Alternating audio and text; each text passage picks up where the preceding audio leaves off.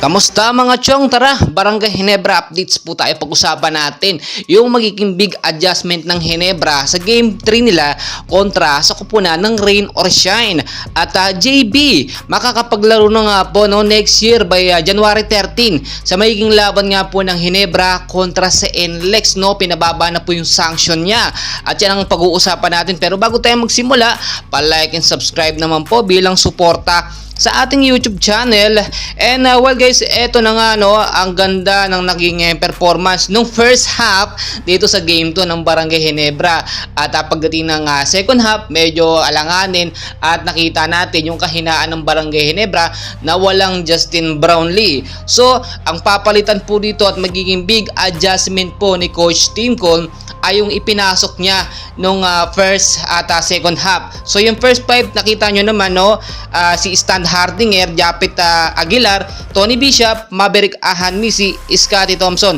So ang papalitan po dito based na rin sa ating mga nakuhang sources ay posibleng si Stan Hardinger hindi na po isama sa first 5 sa game 3. Pero mananatili po itong si Scotty at si Maverick Ahanmisi, which is nakapagbigay ng magandang performance nung first half.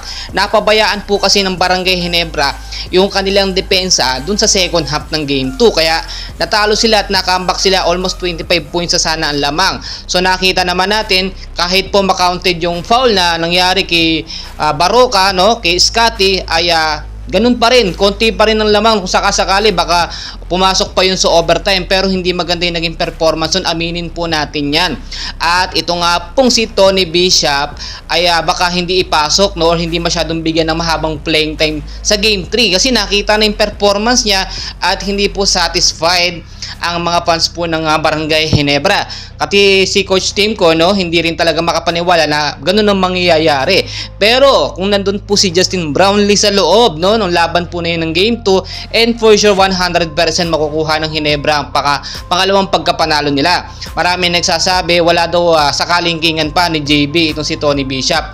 Hindi po siya pamilyar sa mga player ng Ginebra, nangangapa siya, hindi niya alam kung kanino ipapasa yung bola. Number 1 problema, unfamiliarity. Yan naman talaga ang kinakailangan, yung chemistry sa loob.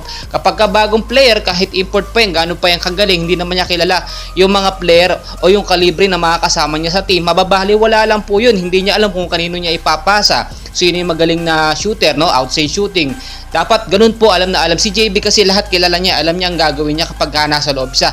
So yung naging lesson learned dito, dapat palakasin pa ng Barangay Ginebra yung kanilang depensa simula first half hanggang sa maging second half.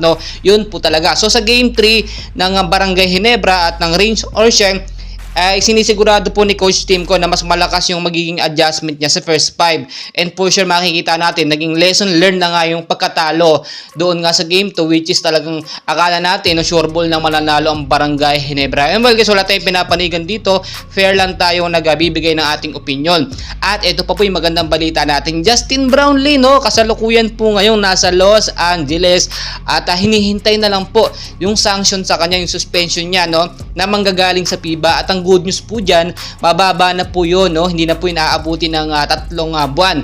Ang pinakamatagal na po siguro 1 buwan 2 months, at posible siyang makapaglaro by January 13, 2024 sa magiging laban nga po ng Ginebra kontra sa NLEX.